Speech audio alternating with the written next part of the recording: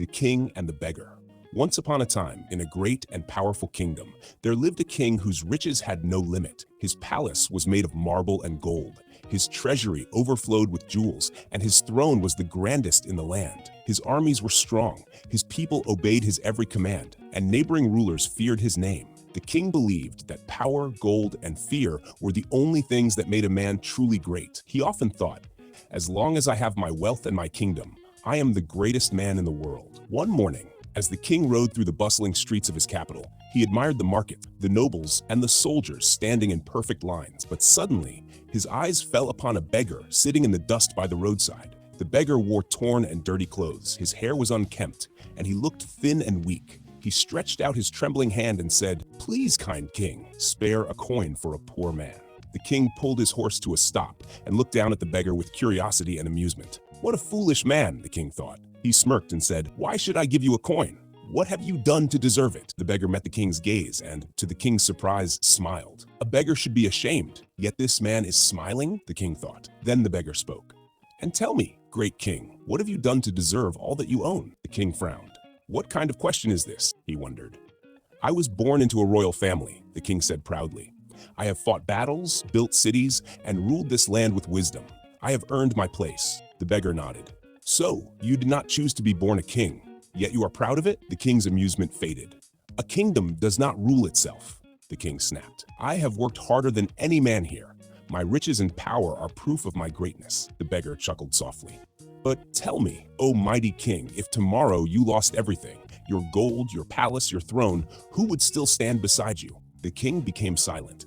Would his soldiers still fight for him if he had no army? Would his ministers still serve him if he had no throne?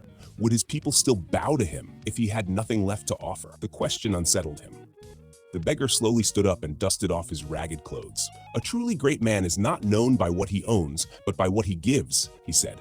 "If a man only takes from the world when all is gone, he will find that he is truly poor." The king scoffed. "It is easy to speak of giving when you have nothing to lose." The beggar's eyes twinkled. "But I own something you do not." The king raised an eyebrow.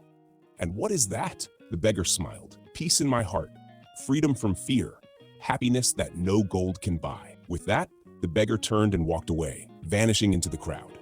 The king sat motionless on his horse, deep in thought. For the first time, he felt the weight of his crown, not as a symbol of power, but as a heavy burden. That night, alone in his grand palace, he wondered, if everything was taken from me, who would stay by my side? The next day, the king made a decision. For the first time, he walked among his people, not as a ruler, but as a man. He visited the sick, fed the hungry, and listened to the worries of the poor. At first, the people were surprised. They had never seen their king like this. But slowly, they saw that their ruler had changed, not in power, but in heart. Years passed, and the kingdom became happier and stronger. The king no longer ruled through fear, but through love and wisdom. His people no longer bowed out of obligation, but out of respect.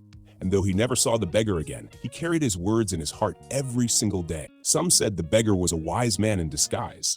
Others whispered that he had been sent by the heavens to guide the king. But the king did not try to find him. He had already found what he needed: the true meaning of greatness. Moral: true greatness is not measured by riches or power, but by kindness, wisdom, and the love one shares with others. A man who gives from his heart will always have more than a man who only takes. For in the end, wealth fades, power weakens, but the good we do remains forever.